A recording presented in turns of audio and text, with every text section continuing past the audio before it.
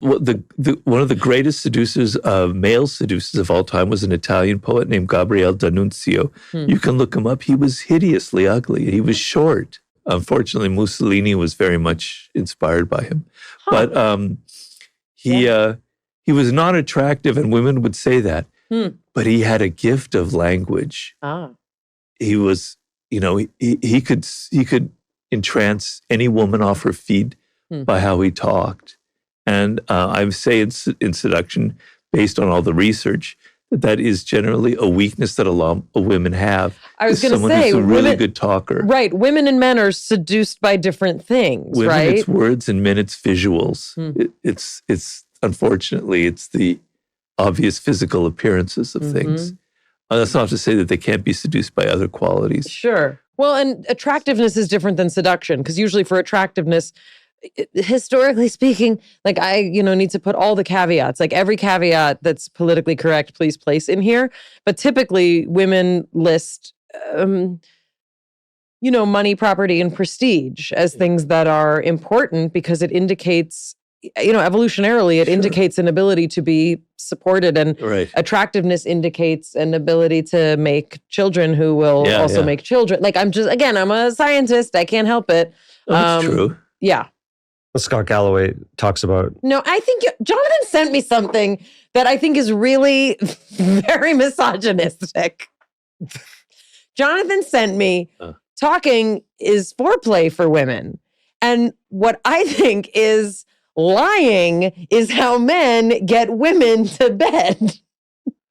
Talking doesn't necessarily mean lying. Yeah. Really? If your lips are moving. There's that song. Your lips are moving. Your lips are moving. No, but that's one of the earliest lessons I was ever taught by my parents was that women will use sex to get love and men will use love to get sex. Men will say anything. They will say anything for the purpose of... I deflated him again. He's going to be a shell of his former self. I'm shriveling up just hearing all of this. No, I hate to, and I don't know if my parents were right, but you know what? I'm 48. I could say that like 9.9 times out of 10, at least in those formative years, we're talking about in the years when you're learning to navigate junior high, high school, even your 20s, and I'd say this day and age, well into your 30s, I feel like it's still true. Ladies? I'm going to throw my hat in and put a vote for that there is authentic connection that is possible, that there are many people who are good, who are trying to form connection, and who can use these skills and these tools, I should say, to increase their ability to make connection because they're doing things that they may not understand or off-putting. And if I frame it from that perspective, I might pass it back to you, Robert, and say, from a good place, I'm trying to make connections and I may not be sure what I'm doing. For example, I may be showing my anxiousness, which I don't realize I'm doing. Give us the bit of an overview. How does one become a great seducer from a good place? Yeah. Well, to me, the word doesn't have negative connotations. I know it does for a lot of people, but I don't see it that way. So the word doesn't put chill up my spine. It actually thrills me and excites me because I was not raised, but reading the great literature on seduction, the libertine fiction of the 19th century, etc. So to me, it's extremely exciting. One of the most important qualities is to have a lack of defensiveness and a lack of insecurity. I'm taking notes. So the typical rake is a man who loves women, who's addicted to women, has a lot of femininity in his spirit, actually, was probably raised by a mother that was kind of dominant. And so he's extremely into female psychology, but one woman can never satisfy him, right? That's mommy issues. See, you like to turn these things around. But maybe it's a bad thing. Yes, you are. You have a binary like good or bad. You like something that's either good or bad. You don't like a gray area. No, that's true. Okay, sorry. Go ahead. That's called a rake? I didn't know that term. A rake is... That's one of, I have my list of seducers. A rake is a man who's obsessed with women who really, and I've said it before, I was a rake in my 20s. Oh. So you can go ahead and hate me. I mean, that should be the title of your next book. I was a rake in my 20s. Yeah. Well, they call them a reformed rake. So I'm a reformed rake. But you're kind of obsessed with women. You're very interested in them. A lot of men have no understanding of women. They're not interested in them. They're not interested in their psychology, in their world, how they think differently than a man. But rakes are. They're fascinated by it.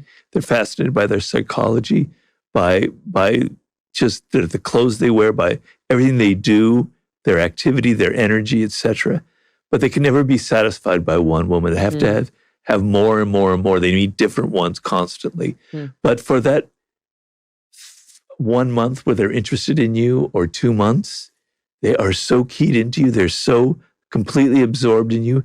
They love you so much, to give you so much attention, that is very hard for a woman to resist it. This is the kind of the Lord Byron or the Duke Ellington or the Errol Flynns of this world. But getting back to your question, the lack of insecurity. So a lot of men, for instance, they think that they're interacting with a woman, let's say in a bar. It could be a woman, but I'm just thinking, I'm a man, so it's easy for me to go from that perspective. Thinking, a heterosexual man. Yeah. Just trying to be. Yeah, that's true. That's true. Am I saying the right thing?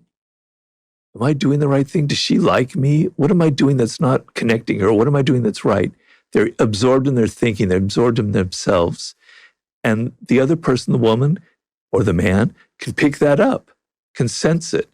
And it's kind of off-putting. They can sense that they're thinking about themselves in that moment. If you flip that around and you're not thinking about yourself, but you're absorbed in the other person, not to use them or manipulate them, but you're genuinely interested in them, you don't have that defensiveness, that insecurity. It's massively seductive. Because think of it, how rarely that happens to you in life. How rarely does somebody talk to you and actually appears interested in what you have to say, is actually interested in your spirit, is actually interested in your ideas and where you come from in your childhood? That's classical courtship. It's just, it doesn't really exist anymore. It doesn't exist anymore. Right. It is courtship, but it's a skill. It's an ability that you have to let go of yourself. Well, not to argue for social conservatism, but when there used to be a lead up to sexual intimacy, there was an extended period of time, sometimes, just sometimes, not always, where there was a process of getting to know the other person and learning about them. But when sex is expected, or when both parties expect it as a first night of getting to know someone, there's really not a need in that sense, meaning it becomes more transactional, and, not to be, Marxist about it, it becomes a commodity. Like, it really is. Like, sex just becomes a commodity. And this component of intimacy really, is kind of gets sidelined. Well, seduction depends on tension. It depends on resistance from the other person. So if the other person doesn't resist you, there's no kind of, you don't have to do anything. There's no effort. You're going to sleep with them tomorrow, or they're going to leave you. But the fact that they're resisting you makes you go like, what can I do to change that? But isn't that a manipulation? So what's wrong with manipulation? If men didn't manipulate women and women didn't manipulate men, there would be no children in this world. No, it doesn't feel so Your good. parents wouldn't have had you, Mom. I don't know why they had me. I don't know why they had me is the line of the podcast. There has to be some kind of manipulation involved. I guess. So if you don't manipulate, all that happens is, I just wear the clothes that I wear. I say whatever I want to say, and the other person falls in love with me. We have sex. We have babies. Beyond that, there's an app that tells me how close someone is who'd like to have sex with anyone. And all I have to do is open that. I'm not saying me, but people. All I have to do is open that app, and we've lily padded this whole thing. We have lack of defensiveness. We have lack of insecurities. Confidence. Yeah. What other qualities are essential? The ability to get involved the other person's spirit, which I've already talked about, is very important. And then seduction is a language basically without words. And so you have to master this language. It's a language of gestures, of you take someone to a certain place. There's no words involved, but by taking to this particular place, which may have romantic connotations or whatever, you're gesturing something to them. When you give a gift, there are seductive gifts and there are non-seductive gifts. A non-seductive gift is just spending a lot of money, $10,000 on a ring. Whereas if you spent $10 and you gave them something that reflected something they had said, something from their childhood, some story that they were relating to you, it reveals that you were listening to them, which is very seductive, right? So I tell people, if you're talking to someone for several hours, which nobody does anymore anyway, but let's say that's involved in your seduction, you're talking to them. If later in the conversation you come back to something they said hours ago and you kind of bring it up again in a different context, it's going to register that you were listening to them and you remembered it and it's under your skin and it's deeply seductive because you're listening to someone. People don't listen anymore. They don't reflect. They don't mirror you anymore. It's something we're all missing. That's why I don't find the word seduction evil at all. We're missing this so much in our pleasureless, completely political world where people aren't open to the spirits of other people. They're just so closed off. So you're listening. So that's a gesture. It's not the words that you say, but the fact that you remembered what they said, right? It's how you smell. It's how you look. I mean, don't get me too literal there, but it's a physical communication as well. It's the theater that you create. So you don't show up every night wearing your shorts and your T-shirt. You wear something that shows that you're actually, not depressed. Yeah. Not depressed. Yeah. She's teasing me because I wear the same type of T-shirt all the time. No, I have a gray T-shirt. I was teasing myself. Oh, you're teasing yourself. Yeah, but that's because you're here. You're not seducing here. Right. I hope. So what they say, foreplay is everything from the last orgasm to the next one. Sorry. So I mean, those are the main things: lack of insecurity, confidence in yourself, entering the other person's spirit, and kind of understanding this nonverbal language. You don't have to say, I love you, but you show that you love the other person. You have to say a word, but you show it to them by the things that you do for them. Well, especially this last part about the language without words and the listening and the mirroring someone. Yeah. That's why I don't think it falls under manipulation. It falls under showing up, being present, and you are going to find a match. Yeah. If, again, coming from a good intention, people have a natural instinct to be on guard to say, is this person going to cause me harm? Yeah, right. And if the manipulation, as we're calling it, which again, I don't think it is manipulation, but I'm addressing the words you're using, Mayim. If the manipulation is to put you at ease to say, I am not going to harm you because I actually am listening, well, the listening isn't a foil. It's actually the person is showing up and doing the work of what it takes to bond and be in connection with one another. And so what you're saying is, hey, you've forgotten, society, how to connect because of these digital tools, because we are no longer required to do so, because there are alternatives, because for all the reasons we know. Yeah. And you should remember, society, that these are the things that are required, and yes, they can be used for nefarious. They can be. Tactics. Well, yeah, and I think a clarification might be helpful here, which I think you absolutely can make, and I think there's a little bit of an obligation here that we should make. The notion that if someone, let's say, doesn't want to go to bed with you, right? That needs to be respected, right? If someone does not want to, right? I mean, I think that's pretty clear. But what you're talking about, if I'm understanding, is we're talking about threading the needle in terms of the way that human primates interact. And there's a verbal and a nonverbal interplay that is largely missing because of a lot of interesting, features in our culture. And honestly, it's in our lifetime. Yeah. One of the skills that I was taught was most attractive to females when my parents were growing up was if a guy was a good dancer. And I think it's interesting because what it communicated was, a physical kind of interplay. In some cases, a playfulness. In some cases, a romance. It was artistic, right? It was an understanding of like music and movement, right? There's an element of sort of like peacocking, but when I think about, what dances were like when I was in junior high, which was totally, like I think the last phase of when people would actually sway and things like that. But I'm thinking about, sort of the romance of courtship is where I think some of this lies. But I just want to be really careful that we're not talking about seduction being, a tool for convincing someone to do something that they don't want to do, right? Like no means no. Well, a lot of men... I'm not into you is I'm not into you. A lot of men have a really hard time now dealing with rejection, right? And so what I tell them, because they've come to me for advice and I've talked to groups of men for this very purpose, is rejection is a good thing. It's fine. You just move on to the next person. If somebody says no, sometimes people say no, and it doesn't necessarily mean they're completely not into you. You're not going to force them to have sex, but you can still try and charm them in some way.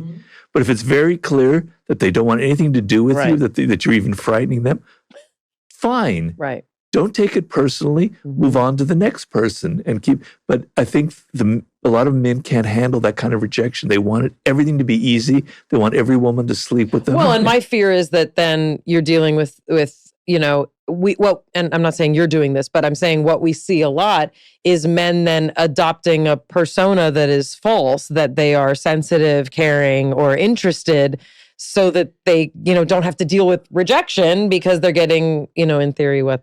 Well, do I sound like a horrible person? Like I'm so cynical about it? but women can see through that. They should be able to. No? Sometimes, yeah. Well, back in the day, they could see through it. So, yes, and I think that this is where, when we talk about power, I'm interested in power differentials, and I'm interested in sort of places where women are not conditioned, to be able to, have a lot of agency, which can breed situations where it is hard to distinguish.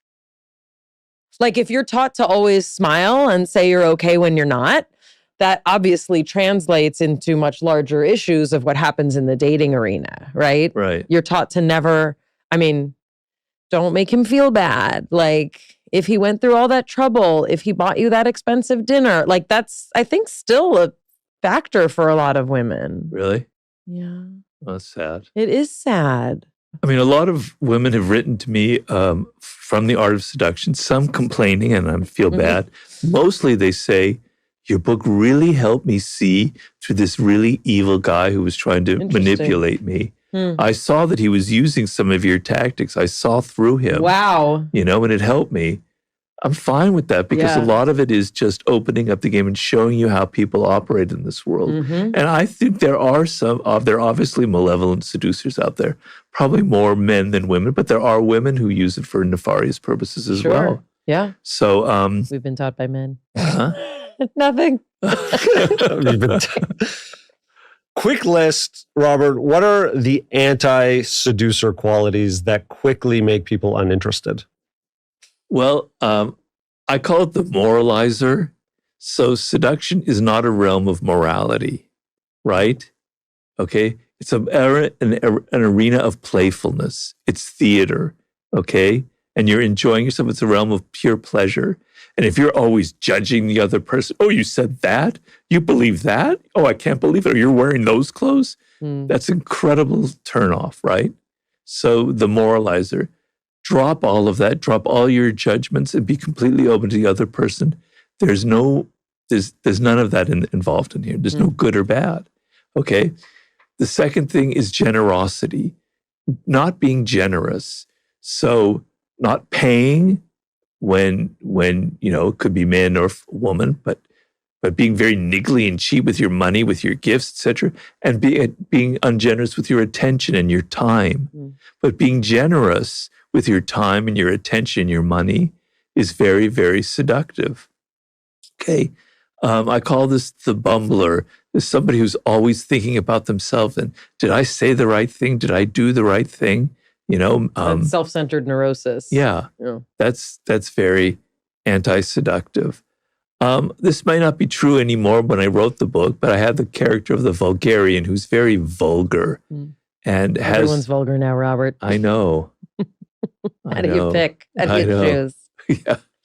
Also, people who talk too much. This is something that men will have more than women, the mansplaining kind of thing, where they know so much about everything. They know about cars, stereos, wines. They can tell you exactly what you're doing wrong, etc. Talking too much and thinking that you know everything is very, very anti-seductive. These are a few of the qualities. I know there are like 5 more, but I don't want to bore the hell out of you. But you get the general idea. It's very interesting. That's very helpful. How did you reform yourself from your 20s as a rake?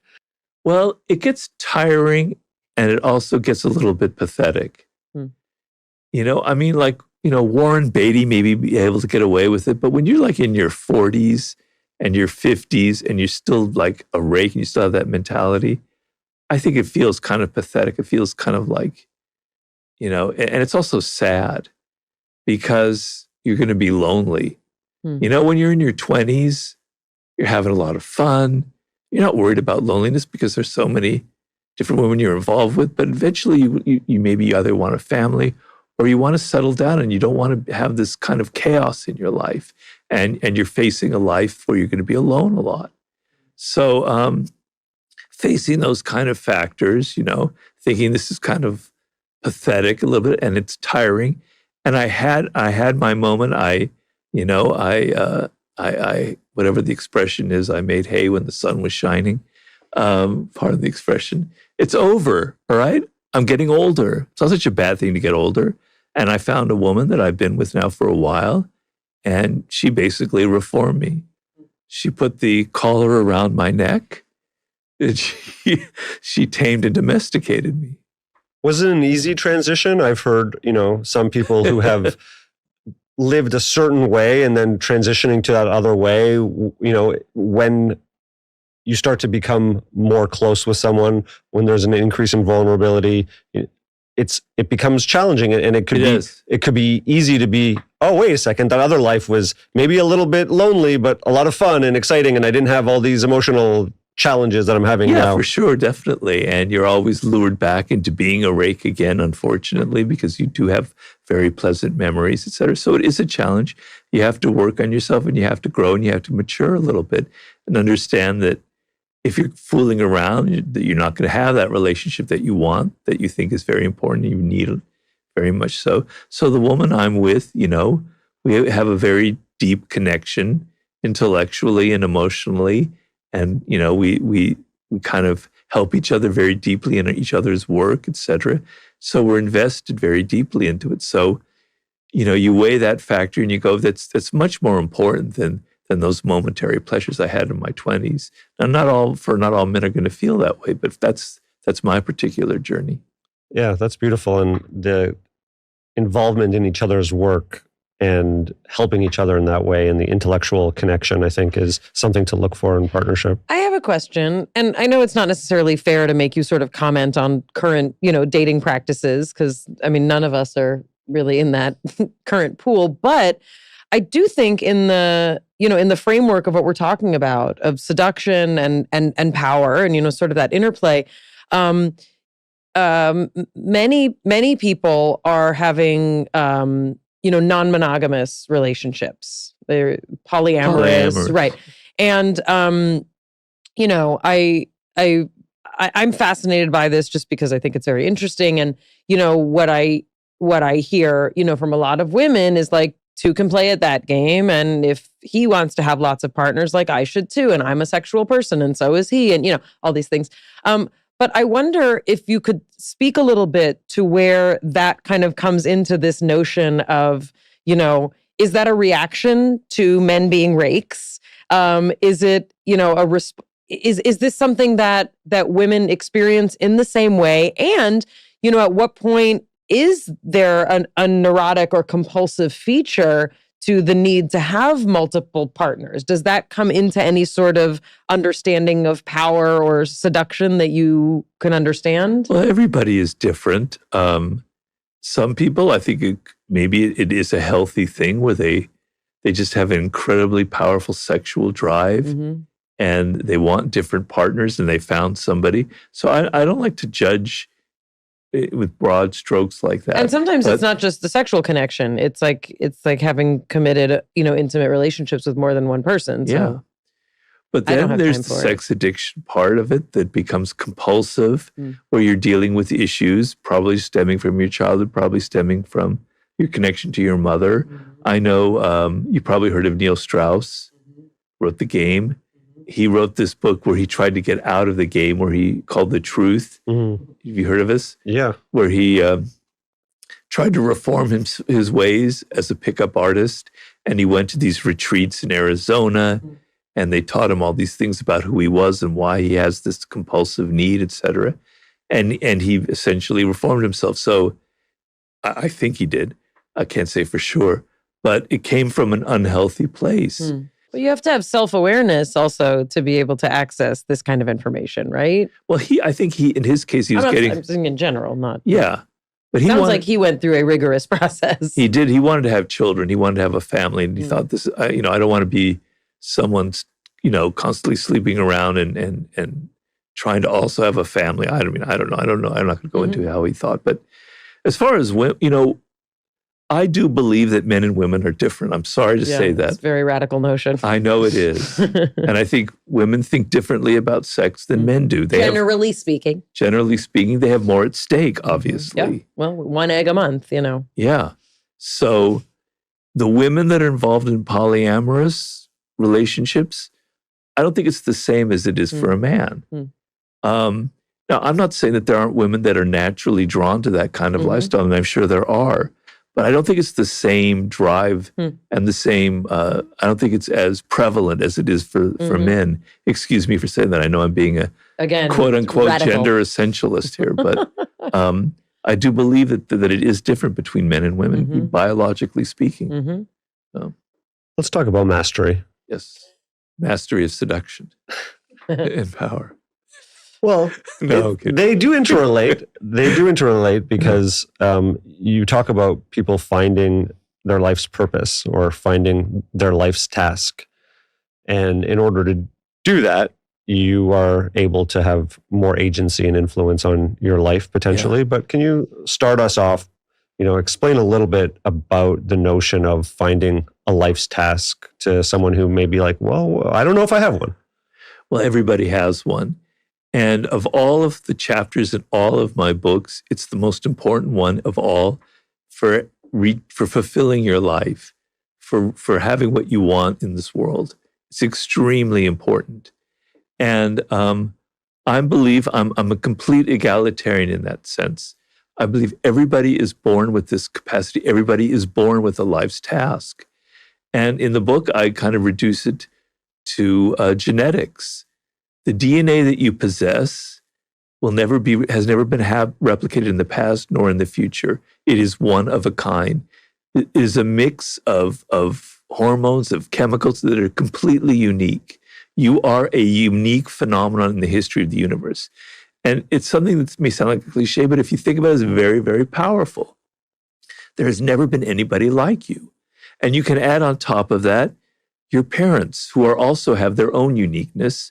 They're raising you in a unique way with a chemistry that has never existed before. And you can also say that about your earliest experiences in life, the people that you interacted with.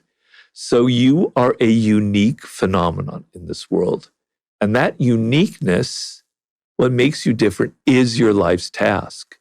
Understanding what makes you different from everybody else clearly will indicate to you the career path that you should be following, should indicate what it is you should be studying in high school and college, and when you enter the work world. And it's, for a lot of people, I believe for every child, it's very clear, but you don't remember it, right? So when you're like 2 or 3 years old, you're attracted to things I call them primal inclinations. Abraham Maslow, the great psychologist, he called them impulse voices. You have these impulse voices that say, I like this fruit, I don't like that. I like this person, I don't like that person. You have these definitive tastes early on in your life. And a man named Howard Gardner wrote a book called The 5 Frames of Intelligence that I tell people that is very essential. That we associate intelligence with just intellectual power, but that's not true. There's intelligence in the body, kinetic intelligence. There's intelligence, a social intelligence to do with dealing with people. There's an intelligence that was with words and language. There's intelligence with patterns, which has to do with like math and music. There's kind of visual intelligence. And you have one of these, right? Just like from doing nothing, just from being born. Yes, like you got one of them, right? Genetically. Sometimes two. Well, usually it's one, but there can be a second one that you could combine that with. So we could look at a great person like Da Vinci, and he's like visually oriented, very much so. But he also had that mathematical kind of brain, and he also had that visual intelligence of being able to design mechanical things. Mechanical intelligence was the other one I was thinking of. So you have that. It's almost, we put too many words and labels on it. It's something that's deeply ingrained in you. It's actually a chapter I'm writing about in my new book. And I'm going back to the ancient Greek concept of the daemon, that you're born with a kind of a guardian spirit and a fate that you are trying to follow. And you have to key into what it is that separated you at birth. All right? So you have this. But what happens is you get 5 years old, your parents are saying, oh, you should be studying this. You don't want to go into dance. You want to start playing a musical instrument. Your teacher starts saying, you need to be studying, you need to get better at geometry, even though you can't figure out anything about math. Your friends start telling you things. Those impulse voices that you were hearing when you were 3 or 4 get drowned out by your parents, by your teachers, by your peers. You don't hear it anymore. You're 18 years old, 19, you're confused. You enter the work world, you haven't a clue anymore what it is that you actually love. Your parents say, go to law school so that you can make some money. You go to law school. You're like 29, you're 30, and you go, God, I don't really love this. I'm burning out, and you start taking drugs. You start getting into some bad habits because you're not connected to it. You don't love it, right? So it's something that everybody has. And I used in Mastery the example of Temple Grandin, a woman born with deep, deep autism, non-functional autism. At the age of 2, her parents were to commit her to a hospital where she'd spend the rest of her life, right? But she met a woman, a teacher, who thought she could teach this deeply autistic child language. And slowly she brought her out of her shell. And she realized she had a fascination, like a lot of autistic people do, with animals, right? She had this deep connection, almost she could understand their language. I mean, she revolutionized the way we think of slaughter and and animals. I'm a vegan person, so we know about her. Okay. She revolutionized the way that we understand, essentially food production. Because of her understanding of animal, psychology. Well, she had a connection to cows that was just insane. She just understood them deeply at a very early age. So I say, if someone born with high level autism can find their way to a life's task, I'm not saying it's easier, that's for everyone, but it shows that everybody has this potential. So I'm 100% egalitarian in the belief that everybody, even from the worst background, has this potential. But it's a lot harder for some people to realize, I understand. But you have it. And I counsel a lot of people who say, I don't have any idea what that is. Help me, Robert, I'm completely lost. You have to go through a process that I try and lead them through. So I don't have as much time as I used to have to do this kind of thing, but it is a process. It's a process of connecting to who you were in your earliest years, to those impulse voices, to what excites you, to what doesn't excite you. And I believe if I had the time, I could do that for everybody that came to me for this. I've had a lot of success in doing it, but I understand why it's not easy. I always felt attracted to words and language in an obsessive way, almost an unhealthy way. loved word games, right? And I loved history, and prehistory was my obsession. So, I knew it from an early age. So it's easier for me to say that. But I understand a lot of people don't have that for various reasons. And there might be a component to people who understand it deeply and don't lose that connection. There might be a reason why some people have that, like an Einstein, like a Steve Jobs, like a Martha Graham, people that I highlight in the book. There might be a reason why some people hold on to it better than others, that is genetic or whatever, I don't know. But I believe everybody can find their way back to it if we go through this process. Mine, what did you like as a kid? Telling other people what to do. Ah. I remember being 3 years old and the girls wouldn't play with me because I was too bossy. And, when I think about sort of like, I wanted to be a psychiatrist. I wanted to be a doctor. And then when I got to college, I wanted to be a psychiatrist and I didn't have the grades for med school. But yeah, I've always been interested in like therapy, talking to people, helping people, and I'm thinking like, gosh, was that related? As a 3-year-old, that's sort of managing and directing and being like, I want to play this way. Yeah, I don't know.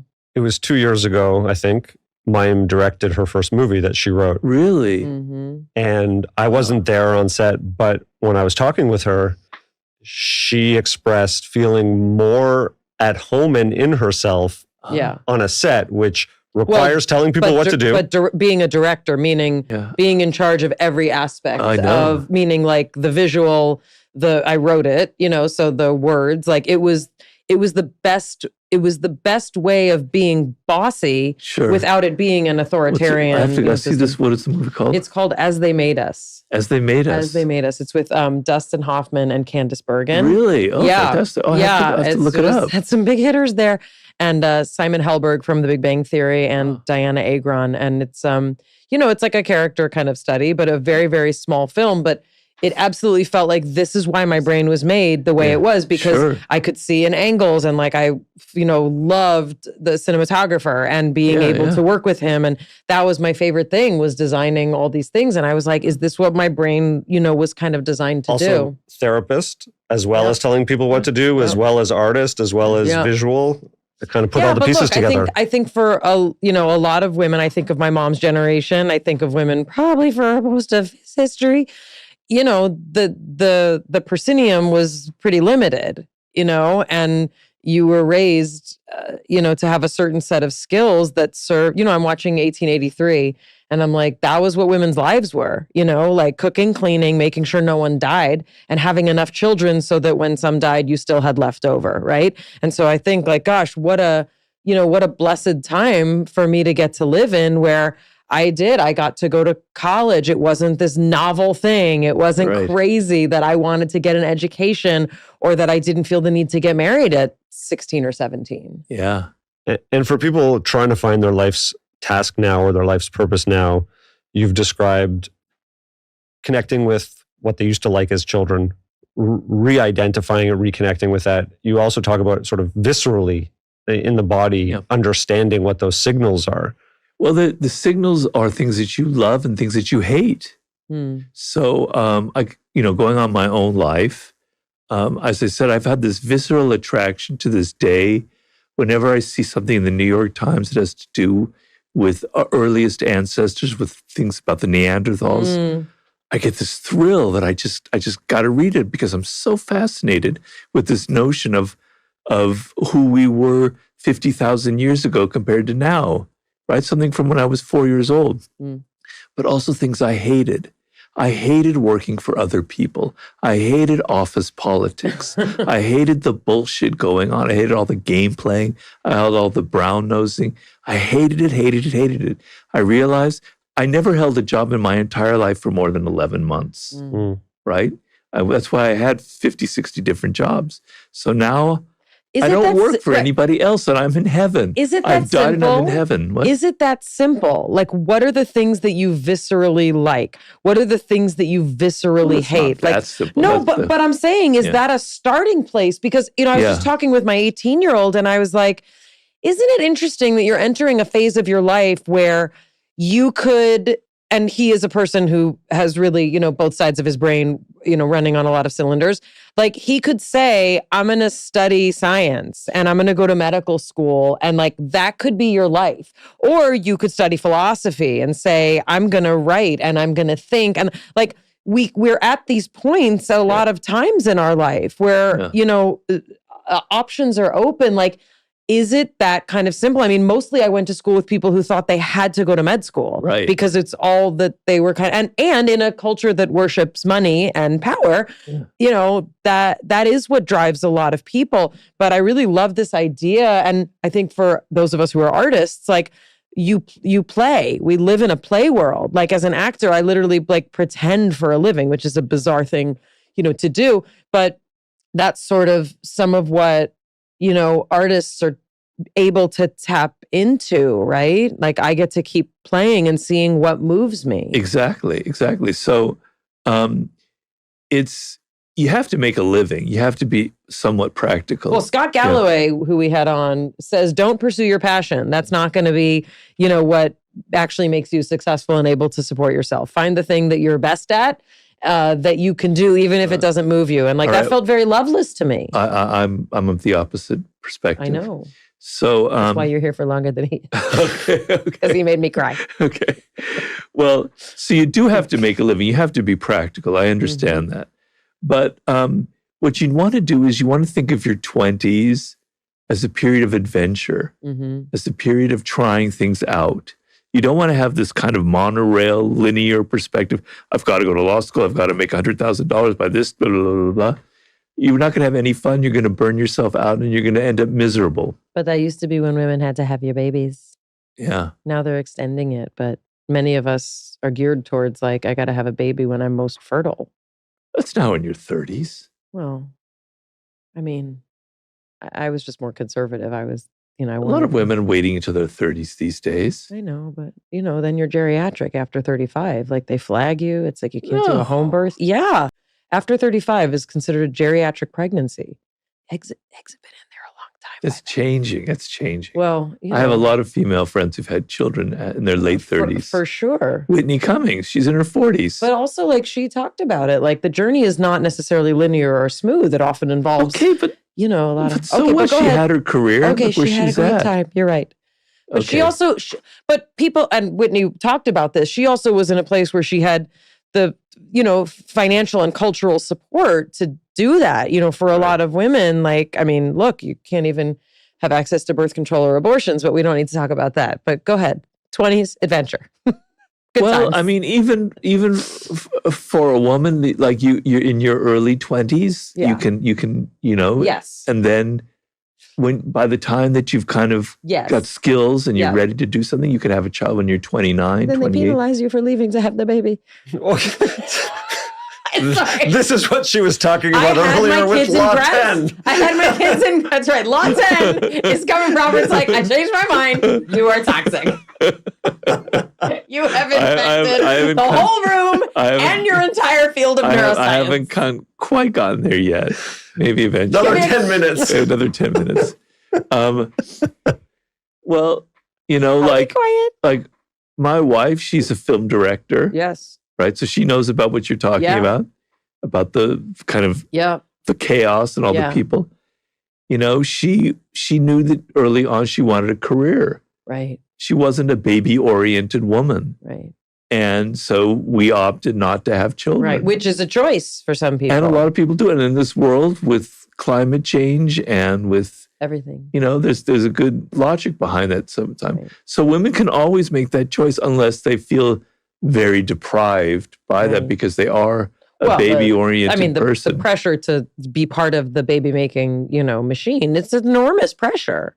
Yeah, but I'm trying to tell you. Have you seen those commercials? They look so happy. You're not supposed to be giving into pressure. 100%. You're supposed to be figuring out what you want.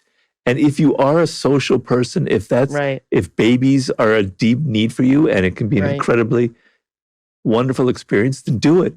But to be someone who wants to have a career that feels the pressure and has a kid and is not very good mother or father, it's terrible. It's very terrible. So women should have that choice and there should be no pressure. Right. All right?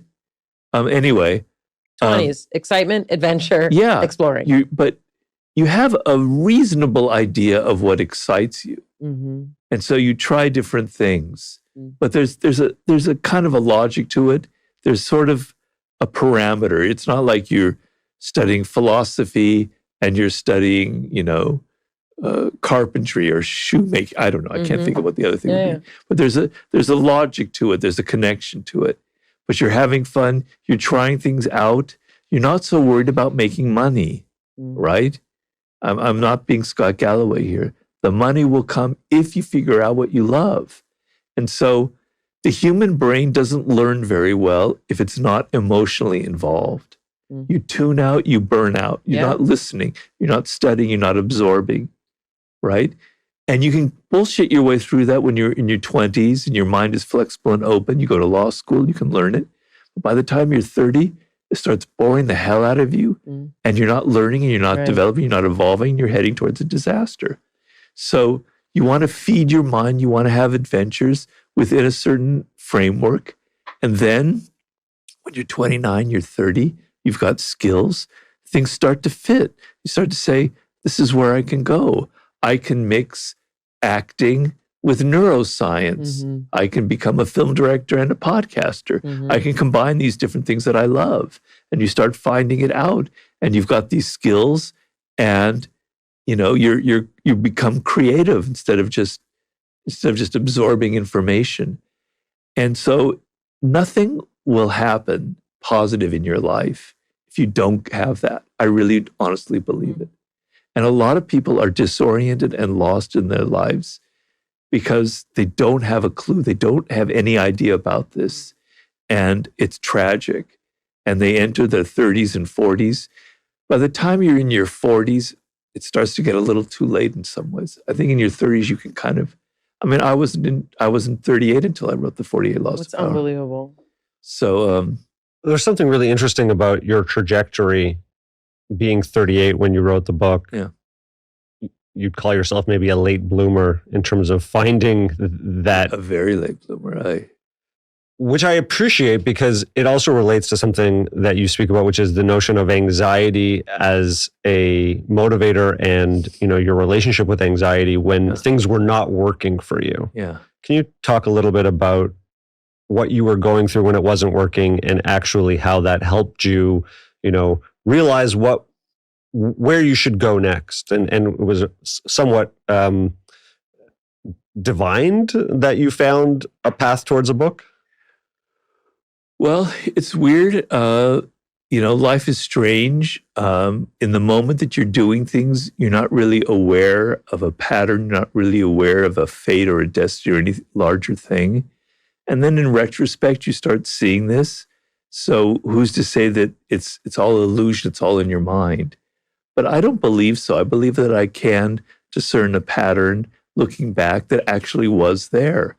And so a lot of it was, I tried these different jobs out and it doesn't fit me. The fit isn't right. So I started off in New York as a journalist. I lived in New York for several years. And because I thought I could make a living and write. And I didn't like it. I didn't like the fact that I wrote something and it only was seen for a couple weeks. Whereas I'm somebody who loves history and I like things that last for hundreds of years, not a week, not 2 weeks. I thought it depressed me. The world of journalism and the people in it depressed me. And this one editor